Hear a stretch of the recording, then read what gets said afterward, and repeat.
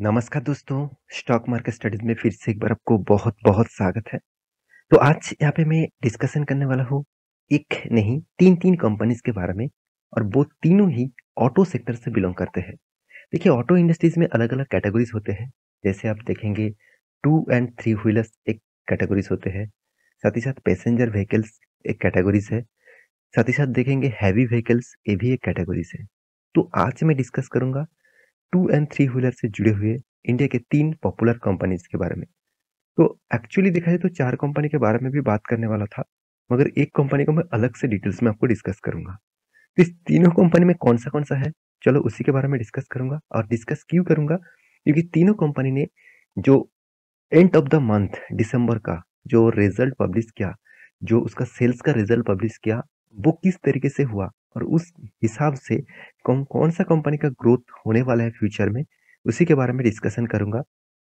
तो वीडियो को लास्ट तक देखिएगा और अभी तक आपने इस चैनल को सब्सक्राइब नहीं किया तो ज़रूर कर लेना क्योंकि आपको daily basis stock market information, update, news और शॉर्ट वीडियोस जो मेरे नया सीरीज़ है, वो भी ज़रूर देखिए। बहुत कुछ इन्फॉर्मेशन वहाँ से आपको मिलेगा।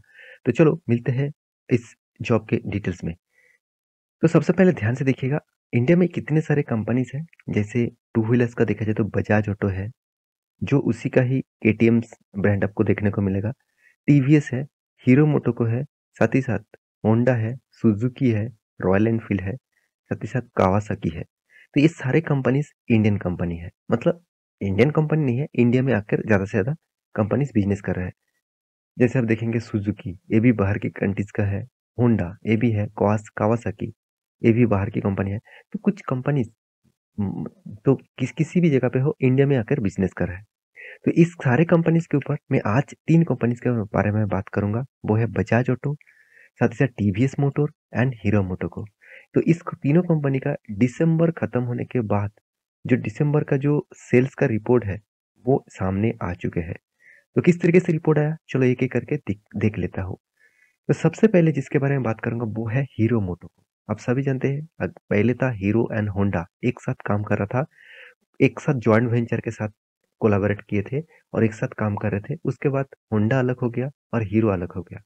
देखिए होंडा आप सभी जानते हैं होंडा जापानीज़ कंपनी है और होंडा जब जापान से इंडिया में बिज़नेस करने के लिए आया, तो वो अगर अकेला बिज़नेस करता, तो उसका बिज़नेस में बहुत ज़्यादा इम्पैक्ट आते, बहुत ज़्यादा टैक्सेस लगता। तो उन्होंने क्या किया, उन्होंने होंडा के साथ कुछ सालों के लिए कोलैबोरेट किया और एक टाई अप किया और एक साथ मार्च होके काम किया।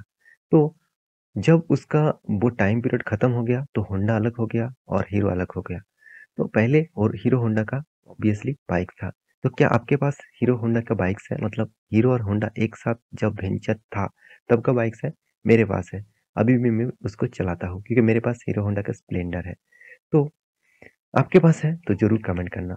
तो यहाँ पे देख सकते हैं कंपनीज़ के जो डिटेल्स है, चलो भई मैं आपको वो आपको यहाँ पे दिखा देता हूँ। हाँ, यहाँ पे देख सकते हैं सेल्स का रिपोर्ट। तो प्रेस रिलीज़ के माध्यम से सारे डिटेल आपको सामने आ जाता है। तो आप देख सकते हैं मोटरसाइकिल जो दिसंबर 2020 मतलब इस ये जो दिसंबर खत्म हुआ, उसमें कंपनी का सेल्स हुआ कितना? 3,56,749 मगर पिछले दिसंबर में ज़्यादा सेल था। कितना? 3,76,860 इसका मतलब ईयर ऑफ ईयर सॉरी मतलब पिछले सालों के ईयर्स में ज़्यादा सेल्स था। इस दिसंबर में उतना सेल नहीं हुआ, सेल डाउन हो चुके हैं। स्कूटर का सेल्स कितना बढ़ा? स्कूटर का सेल बहुत बढ़ चुके हैं क्योंकि लोग अब घर में इंडिया में देखिए, इंडिया में क्या होते हैं, लोग सोच समझ के काम करते हैं। कुछ चीज़ों में सोच समझ के काम करते हैं। जैसे बाइक्स खरीदने से ज़्यादा प्रेफ़र करते हैं वो स्कूटर खरीद लें। क्योंकि बाइक्स तो कोई ज़्यादा से ज़्यादा लड़के ही चलाते हैं और स्कूटर लड़के और लड़की दोनों ही चला सकते हैं। इसलिए हर घर में ज़्यादा से ज़्यादा स्कूटर खरीदने चाहते हैं। तो स्कूटर की जो फिगर है 37,430 पिछले बार था 17,911 तो इसका मतलब ओवरऑल बात करूँ कंपनी का जो टोटल सेल्स है मतलब स्कूटर एंड मोटर बाइक्स दोनों को लेकर कंपनी का सेल्स यहाँ पे थोड़ा-सा डाउन हुआ है। थोड़ा-सा मतलब कितना? अराउंड अराउंड आप बोल सकते हैं करीबन 600 यूनिट का डाउन है। इसका मतलब मैं आपको एक बार लिखना चाहता हूँ 600 यूनिट के आसपास यहाँ पे सेल्स डाउन हुआ है। देखिए 600 यूनिट आपको शायद लग रहा है बहुत कम, फिर भी 600 यूनिट मतलब कंपनी के लिए बहुत बड़ा घाटा जैसा है।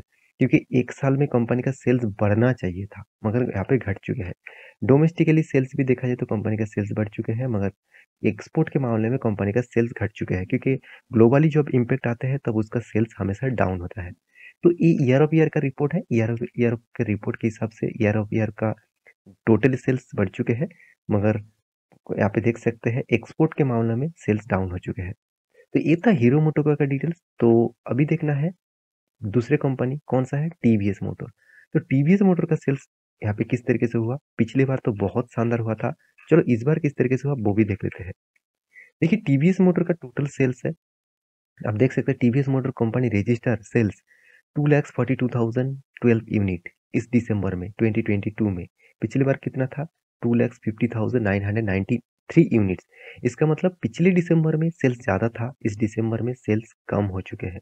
ओवरऑल टू व्हीलर्स के बारे में बात करूँ तो टोटल रजिस्टर सेल्स देखने को मिला 2,27,666 यूनिट, जो पिछले बार था 2,35,393 यूनिट्स।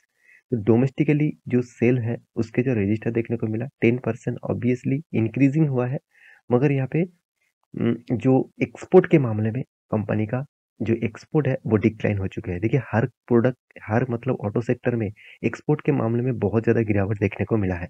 उसके पीछे कारण भी है, आप सभी जानते हैं ग्लोबली मार्केट में जब इम्पैक्ट है, जब देखिए इंडिया को छोड़कर बाकी बहुत सारे कंट्रीज में रिसेशन जैसे टाइम चल रहा है, इन्फ्लुएंस रेट बहुत हाइक हो चुके हैं, उस टाइम लोग ज़्यादा से ज़्यादा इस तरीके से प्रोडक्ट को खरीदना बंद कर देते हैं, मतलब कम कर देते हैं, इसीलिए सेल्स डाउन हो जाता है। तो ये था टीवीएस मोटर का डिटेल्स। अभी जो सबसे इम्पोर्टेंट पॉइंट आपको दिखाऊंगा वो है बजाज ऑटो। इसका हालत और भी खराब है। आप डिटेल्स में देखेंगे तो बजाज ऑटो का जो सेल्स का है रिपोर्ट, वो आप देखेंगे हर डेटा में ज़्यादा से ज़्यादा आपको नेगेटिविटी दिखेगा। जैसे देखिए टू व्हीलर्स डोमेस्टिकली कितना, डोमेस्टिकली परसेंटेज के हिसाब से 2% का नेगेटिव है। इसका मतलब अभी इस साल में कितना हुआ, इस साल में दिसंबर मंथ में 1,25,500 था। पिछले बार 1,27,593 यूनिट्स था। एक्सपोर्ट के मामले में भी सेल्स डाउन हो चुके हैं, कितना 36%, कितना 1,21,499। पिछले बार था 1,91,176। सब टोटल के बारे में बात करूँ तो कुल मिलाकर 23% का यहाँ पे सब टोटल, मतलब डोमेस्टिक और एक्सपोर्ट दोनों को मैं आपको एक साथ जोड़ दूं तो टोटल 23% का सेल्स डाउन है। तो यहाँ पे देखिए हालत और भी खराब है।